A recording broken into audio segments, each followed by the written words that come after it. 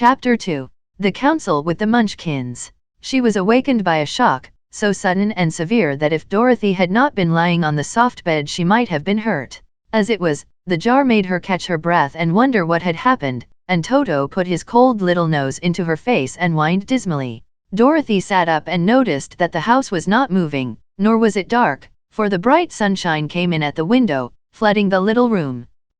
She sprang from her bed and with Toto at her heels ran and opened the door. The little girl gave a cry of amazement and looked about her, her eyes growing bigger and bigger at the wonderful sights she saw. The cyclone had set the house down, very gently, for a cyclone, in the midst of a country of marvelous beauty. There were lovely patches of green sward all about, with stately trees bearing rich and luscious fruits. Banks of gorgeous flowers were on every hand, and birds with rare and brilliant plumage sang and fluttered in the trees and bushes.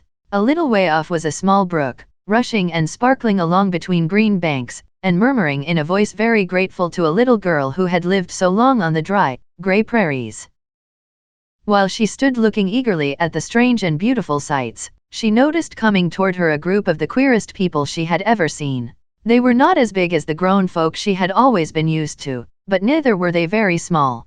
In fact, they seemed about as tall as Dorothy, who was a well-grown child for her age, although they were, so far as looks go, many years older.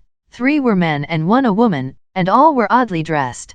They wore round hats that rose to a small point a foot above their heads, with little bells around the brims that tinkled sweetly as they moved. The hats of the men were blue, the little woman's hat was white, and she wore a white gown that hung in plaits from her shoulders. Over it were sprinkled little stars that glistened in the sun like diamonds.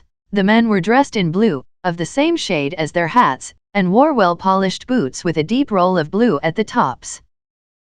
The men, Dorothy thought, were about as old as Uncle Henry, for 2 of them had beards. But the little woman was doubtless much older, her face was covered with wrinkles, her hair was nearly white, and she walked rather stiffly. When these people drew near the house where Dorothy was standing in the doorway, they paused and whispered among themselves, as if afraid to come farther. But the little old woman walked up to Dorothy, made a low bow and said, in a sweet voice, "You are welcome, most noble sorceress, to the land of the Munchkins. We are so grateful to you for having killed the wicked witch of the East, and for setting our people free from bondage." Dorothy listened to this speech with wonder. What could the little woman possibly mean by calling her a sorceress, and saying she had killed the wicked witch of the East? Dorothy was an innocent, harmless little girl, who had been carried by a cyclone many miles from home, and she had never killed anything in all her life. But the little woman evidently expected her to answer, so Dorothy said, with hesitation, "You are very kind, but there must be some mistake. I have not killed anything. Your house did, anyway," replied the little old woman with a laugh, "and that is the same thing. See," she continued, pointing to the corner of the house, "there are her 2 toes, still sticking out from under a block of wood." Dorothy looked and gave a little cry of fright. There, indeed, just under the corner of the great beam the house rested on, 2 feet were sticking out, shod in silver shoes with pointed toes. "Oh, dear! Oh, dear!" cried Dorothy, clasping her hands together in dismay. "The house must have fallen on her. Whatever shall we do?" "There is nothing to be done," said the little woman, calmly. "But who was she?" asked Dorothy. "She was the wicked witch of the East, as I said," answered the little woman. "She has held all the Munchkins in bondage for many years, making them slave for her night and day. Now they are all set free, and are grateful to you for the favor." "Who are the Munchkins?" inquired Dorothy. "They are the people who live in this land of the East, where the wicked witch ruled." "Are you a Munchkin?" asked Dorothy. "No, but I am their friend, although I live in the land of the North. When they saw the witch of the East was dead, the Munchkins sent a swift messenger to me, and I came at once. I am the witch of the North." "Oh, gracious!" cried Dorothy. "Are you a real witch?" "Yes, indeed," answered the little woman. "But I am a good witch, and the people love me. I am not as powerful as the wicked witch was who ruled here, or I should have set the people free myself." "But I thought all witches were wicked," said the girl, who was half frightened at facing a real witch. "Oh, no, that is a great mistake. There were only 4 witches in all the land of Oz, and 2 of them, those who live in the North and the South, are good witches. I know this is true, for I am one of them myself, and cannot be mistaken. Those who dwelt in the East and the West were, indeed, wicked witches, but now that you have killed one of them, there is but one wicked witch in all the land of Oz, the one who lives in the west. But, said Dorothy, after a moment's thought, Aunt Em has told me that the witches were all dead years and years ago. Who is Aunt Em? Inquired the little old woman. She is my aunt who lives in Kansas, where I came from. The Witch of the North seemed to think for a time, with her head bowed and her eyes upon the ground. Then she looked up and said, I do not know where Kansas is, for I have never heard that country mentioned before. But tell me, is it a civilized country? Oh, yes, replied Dorothy. Then that accounts for it. In the civilized countries I believe there are no witches left, nor wizards, nor sorceresses, nor magicians. But, you see, the land of Oz has never been civilized, for we are cut off from all the rest of the world. Therefore we still have witches and wizards amongst us. Who are the wizards? Asked Dorothy. Oz himself is the great wizard, answered the witch, sinking her voice to a whisper. He is more powerful than all the rest of us together. He lives in the City of Emeralds. Dorothy was going to ask another question, but just then the Munchkins, who had been standing silently by, gave a loud shout and pointed to the corner of the house where the wicked witch had been lying. What is it? Asked the little old woman, and looked, and began to laugh.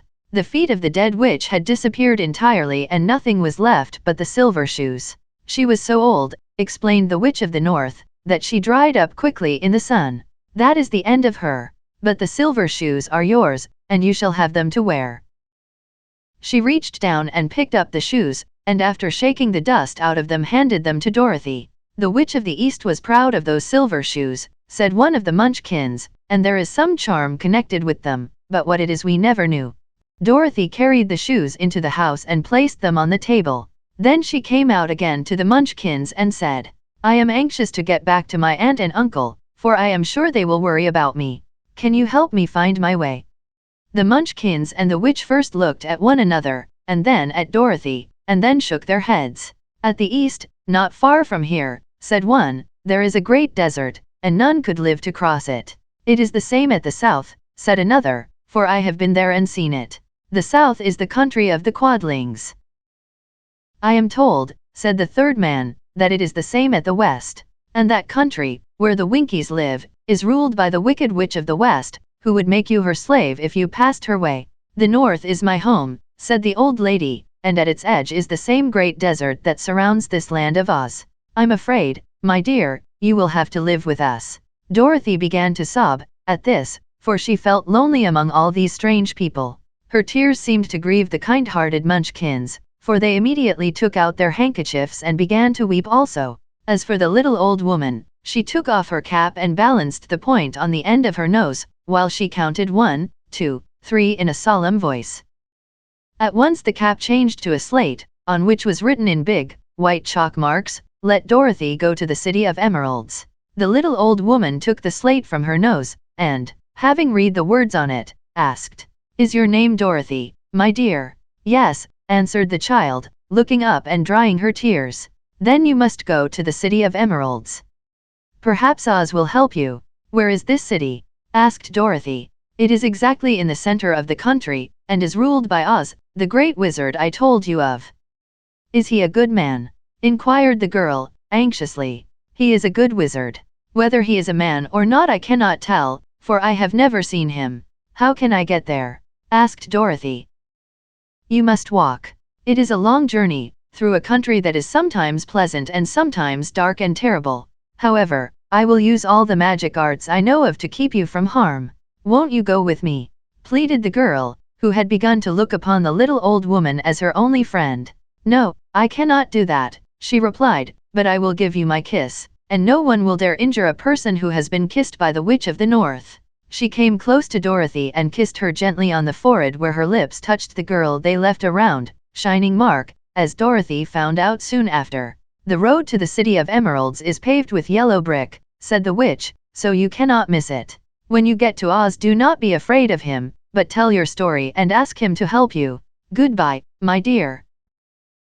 The three Munchkins bowed low to her and wished her a pleasant journey, after which they walked away through the trees. The witch gave Dorothy a friendly little nod, whirled around on her left heel 3 times, and straightway disappeared, much to the surprise of little Toto, who barked after her loudly enough when she had gone, because he had been afraid even to growl while she stood by. But Dorothy, knowing her to be a witch, had expected her to disappear in just that way, and was not surprised in the least.